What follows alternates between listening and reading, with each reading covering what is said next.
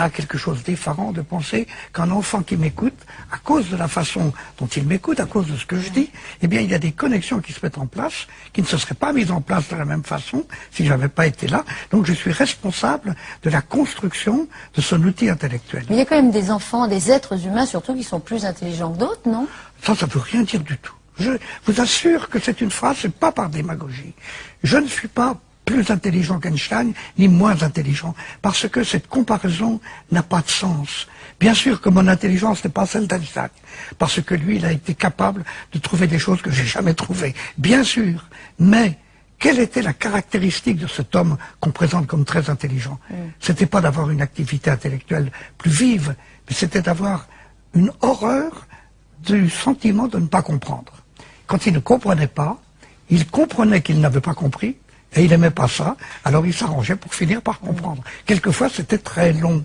Et par conséquent, la vraie forme de l'intelligence, c'est de comprendre qu'on n'a pas encore compris, et de faire le nécessaire pour comprendre quand même. Mais pour les enfants qui sont à l'école, par exemple, on leur dit bien, vous avez tel QI, si vous avez tel QI, vous allez bien réussir à l'école, et ça se vérifie souvent. Un bon QI, on réussit bien, un moins bon QI, on réussit moins bien.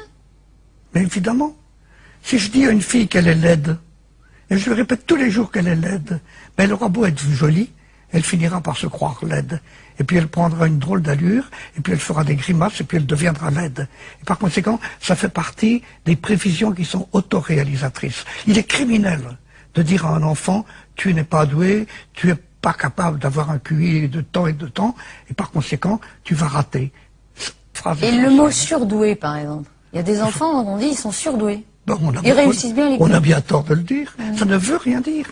Dans surdoué, il y a deux syllabes qui sont toutes les deux idiotes. Sur, ça veut dire qu'il y a une hiérarchie. Or, il n'y a pas de hiérarchie de quelque chose aussi subtil que l'intelligence, qui est multidimensionnelle. Et doué, ça laisse supposer que c'est un don de la nature qui fait qu'on est intelligent, ou un don de la société. Non, on est doué parce qu'on s'est donné à soi-même son intelligence. Et on est tous responsables de devenir plus ou moins intelligents. Il faut, peu à peu, la construire. Et bien sûr, tout le monde ne construira pas la même, certains iront plus vite que d'autres, mais méfions-nous. La vitesse n'est pas une caractéristique tellement remarquable de l'intelligence. Ceux qui vont vite, vous savez, en général, ce sont des bluffeurs. Moi, je crois plutôt celui qui va lentement, qui a l'esprit de l'escalier, qui revient sur lui-même et qui, peu à peu, arrive à acquérir un certain nombre d'outils intellectuels intérieurs. Mais même s'il apprend plus tard, et s'il comprend quelque chose plus tard que les autres, c'est pas grave. L'important, c'est de le comprendre. Peut-être qu'il le comprend mieux. Celui qui lève le doigt dans une classe en disant « Monsieur, j'ai pas compris », il prouve qu'il a compris qu'il n'avait pas compris. Et c'est ce qu'il y avait de plus difficile à comprendre. Il faut toujours répéter ça. Et celui qui lève le doigt, qui n'a pas compris, il rend service à tout le monde. Parce qu'il amène le prof à recommencer. Et je le sais en tant que prof, il faut toujours recommencer.